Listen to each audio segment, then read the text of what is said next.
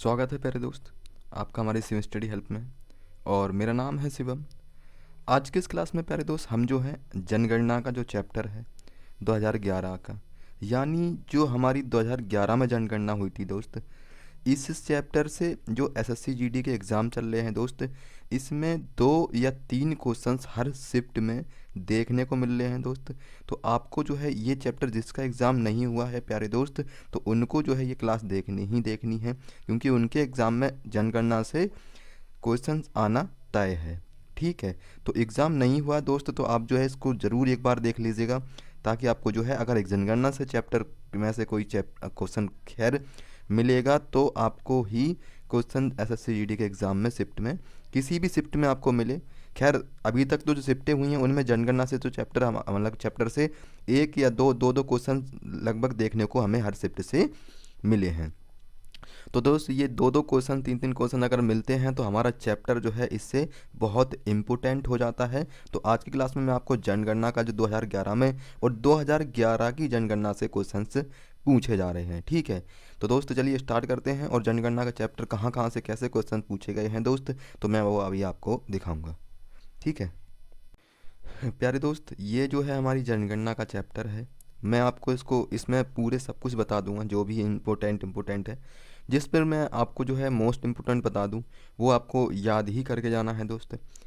ठीक है, तो इसमें जनगणना से है जैसे कि हमारा अधिकतम जनसंख्या वाला घनत्व, यानी अधिकतम जनसंख्या वाला जो घनत्व वाला राज्य है वो वर्ग किलोमीटर में है। जैसे कि हमारा बिहार है, सबसे पहले बिहार की जनसंख्या घनत्व कितना है, 1106 वर्ग किलोमीटर है।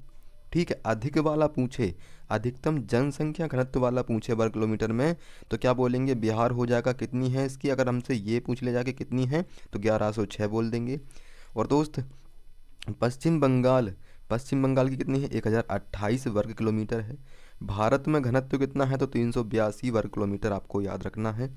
अगर न्यूनतम, अभी हमने क्या देखा दोस्त, अधिक वाले देखे, अब न्यूनतम अगर हमसे पूछ लिया जाए कि निम्नलिखित न्यूनतम जनसंख्या घनत्व वाले राज्य कौन से हैं, तो कौन सा हो जाएगा, पहला हो जाएगा हमारा अरुणाचल प्रदेश, जिसकी कितना है 17 वर्ग किलोमीटर। ठीक है, और मिजोरम हो जाएगा कितना, 52 वर्ग किलोमीटर। तो ये मोस्ट इम्पोर्टेंट दोनों हैं, बहुत क्वेश्चन आए दोस्त इसमें से, तो आपको याद रखना है। सर्वाधिक जनसंख्या घनत्व के केंद्र शासित प्रदेश कौन से हैं जिनमें ज़्यादा से ज़्यादा जनसंख्या है। दिल्ली आता है सबसे पहले, कितना है इसमें, तो कितना हो जाएगा, 11,320 प्रति वर्ग किलोमीटर जो है ये दिल्ली की हो जाएगी। सबसे कम जो है किसका हो जाएगा, अच्छा सर्वाधिक है ये। ठीक है, सर्वाधिक है तो यहाँ पर अंडमान निकोबार का कितना हो जाएगा, 46 प्रति वर्ग किलोमीटर। ये सबसे कम है, ये सबसे अधिक है तो ये सबसे कम है। अधिकतम, अगर अधिकतम लिंगानुपात से क्वेश्चंस बने दोस्तों, ये पूछे गए हैं लिंगानुपात से, तो ये राज्य कौन से हो जाएंगे, जैसे केरल राज्य में कितना है तो 1084, तमिलनाडु में कितना है तो 995, आपको याद रखना है। ठीक है, यहाँ से क्वेश्चंस बने हैं अभी काफ़ी सेक्टरों में, तो आपको देखना है दोस्त, बहुत इंपॉर्टेंट है। और न्यूनतम लिंगानुपात से अभी क्वेश्चन नहीं देखने को मिला है, खैर फिर भी लेकिन हम इसको देखेंगे। न्यूनतम लिंगानुपात किसका है तो हरियाणा का कितना है 879, जम्मू कश्मीर का कितना है 889। ठीक है, तो ये याद रखना है। सर्वाधिक लिंगानुपात वाला देश यानी केंद्र शासित, यानी कि यूटी में अगर हमसे पूछ लिया जाए कि सर्वाधिक लिंगानुपात वाला राज्य कौन सा है या केंद्र शासित यूटी राज्य कौन सा है केंद्र शासित, तो वो पुडुचेरी हो जाएगा। पुडुचेरी का कितना है 1037। तो ये आपको याद रखना है। निम्नलिखित लिंगानुपात में से केंद्र शासित प्रदेश में न्यूनतम यानी कि कम से कम तो 618 हो जाएगा। किसका है 618, तो दमन एंड दीव का है। और अगर नोट, अब मोस्ट इंपोर्टेंस है, भारत का लिंगानुपात कितना है तो 943, और ये हमारा अभी ही शिफ्टों में पूछा गया है दोस्त, काफ़ी शिफ्टों में ये क्वेश्चन देखने को मिला है। ठीक है, तो इसको आपको देखना है। सर्वाधिक साक्षरता दर वाला कौन सा है तो केरल हो जाएगा 94% के साथ। मिजोरम कितना है 91.3% के साथ, आपको याद रखना है। न्यूनतम साक्षरता दर किसकी है, मतलब कम से कम, तो 61.8% बिहार की है। अरुणाचल प्रदेश की कितनी है 65.4%, आपको याद रखनी है। ठीक है, सर्वाधिक साक्षरता वाला केंद्र शासित प्रदेश कौन सा हो जाएगा तो 91.8%, ये लक्षद्वीप का हो जाएगा। न्यूनतम साक्षरता वाला केंद्र शासित प्रदेश, ये 76.2% दादर एवं नागर हवेली का आपको याद रखना है। स्त्री और पुरुष साक्षरता में सबसे अधिक अंतर कहाँ है, तो राजस्थान में है दोस्त, याद रखना है। अब अगर हमसे यहाँ से क्वेश्चंस बने हैं कि जनसंख्या, भारत में जनगणना की शुरुआत 1872 में लॉर्ड मेयो के द्वारा कार्यकाल में हुई थी। नियमित जनगणना कब हुई थी, तो 1881 में। विश्व में सर्वप्रथम जनगणना कराने वाले श्रेय किसको जाना था, तो स्वीडन 1749 में को मतलब की हुई थी। इसका सबसे उच्च अधिकारी कौन होता है, तो register general and census commissioner of India होता है। तो ये यहाँ से कुछ ज़्यादा क्वेश्चंस नहीं बने हैं दोस्त। तो स्वतंत्र भारत की यह 7वीं जनगणना थी जो 2011 में हुई थी। 2011 की मोस्ट इम्पोर्टेंट है दोस्त, हमें यही देखेंगे। 2011 के आंकड़ों के अनुसार भारत की जनसंख्या 121 करोड़ थी।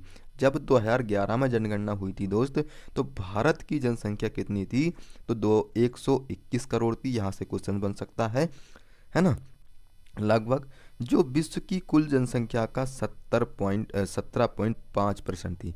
लेकिन जो विश्व की जनसंख्या थी उसके अगर मुकाबले हमारी अगर भारत की देखी जाए तो वो 17.5% थी। तो ये याद रखना है ना, क्वेश्चंस बन सकता है दोस्त यहाँ से। 2011 की जनगणना के अनुसार एसएससी की संख्या 20 करोड़ है, यानी कि 2011 की जनगणना के अनुसार जो एससी है, एससी की कितनी संख्या थी उसमें, तो 20 करोड़ थी। ठीक है, ये भी यहाँ से क्वेश्चन बन सकता है कि पूछेगा कि 2011 की जनगणना के अनुसार एससी की जनसंख्या कितनी थी, तो 20 करोड़ आपको याद रखना है। ठीक है, सबसे ज़्यादा 10 यानी कि सबसे ज़्यादा एससी की जनसंख्या वाला राज्य कौन सा था, तो वो उत्तर प्रदेश में सबसे ज़्यादा मिली थी 2011 की जनगणना के अनुसार। 2011 की एसटी की जनसंख्या कितनी थी, तो 10 करोड़ थी। ठीक है, सबसे ज़्यादा एसटी वाला राज्य कौन सा था, है ना, तो कौन सा था, एमपी यानी कि मध्य प्रदेश, आपको याद रखना है। और अगर एससी में पूछ लिया जाए तो आपको उत्तर प्रदेश याद रखना है, और एसटी में पूछ लिया जाए तो अगर उत्तर प्रदेश की कितनी थी, उत्तर प्रदेश में कितनी थी 2011 की जनगणना के अनुसार एससी की संख्या कितनी थी, 20 करोड़। 2011 की एसटी की संख्या यानी कि 2011 की जनगणना के अनुसार एसटी की संख्या कितनी थी, 10 करोड़, यानी कि 20 करोड़ का आधा कर देना अब एससी का, तो 10 करोड़ एसटी का आ जाएगा। ठीक है, 10 की वृद्धि यहाँ पर 2001 से लेकर 11 के दौरान भारत की जनसंख्या की वृद्धि दर 17.64% रही है। वर्ष 2001 में यह 21.25% थी। ठीक है, तो ये भी आपको देखना है दोस्त। और अब जो है देखेंगे सर्वाधिक जनसंख्या वाले राज्य कौन से हैं, जैसे कि सबसे ज़्यादा जनसंख्या वाला राज्य कौन सा है, तो वो हमारा उत्तर प्रदेश हो जाएगा। उत्तर प्रदेश में कितनी है, 20 करोड़ थी। ठीक है, महाराष्ट्र में कितनी है, 11 करोड़, बिहार में कितनी है, 10 करोड़। तो ये याद रखने हैं दोस्त, तीनों मोस्ट इंपोर्टेंट हैं दोस्त, पूछे जाते हैं। न्यूनतम जनसंख्या वाले राज्य कौन से हैं, जैसे कि कम से कम है तो सिक्किम सबसे कम है, 6 लाख हो जाएगा। मिजोरम कितना है, 10 लाख, आपको याद रखना है। ठीक है, तो याद रखना है दोस्त। केंद्र शासित प्रदेश में अगर सर्वाधिक किसकी पूछी जाए तो सर्वाधिक जनसंख्या वाला राज्य कौन सा है, तो कौन सा हो जाएगा, दिल्ली। दिल्ली में कितनी है, 1.67 करोड़ जो है जनसंख्या है उसमें, है ना। न्यूनतम जनसंख्या वाला किसका है, केंद्र शासित, ये यूटी राज्य हैं। ठीक है, ये यूटी है, जिसमें लक्षद्वीप का कितना है, 64,000, ये याद रखना है। 10 की वृद्धि किसकी हो जाएगी, मेघालय की कितनी है, 27.8%। अरुणाचल प्रदेश की कितनी, 26% है ना। तो याद रखने महत्वपूर्ण तथ्य ये याद रखना है आपको यहाँ पे।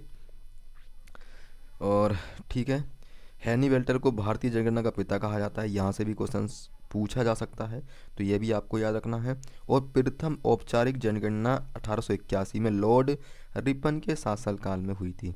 यानी पूछा जाएगा क्वेश्चन कि जो संपूर्ण जनगणना है, नियमित जनगणना है, वो किसके मतलब कि किसके समय पे हुई थी, तो याद रखना है लॉर्ड रिपन के। रिपन याद रख लेना दोस्त, तो वो आपको याद आ जाएगा पेपर में। ठीक है, तो लॉर्ड रिपन के समय पे कब हुई थी, 1881 में, आपको याद रखना है।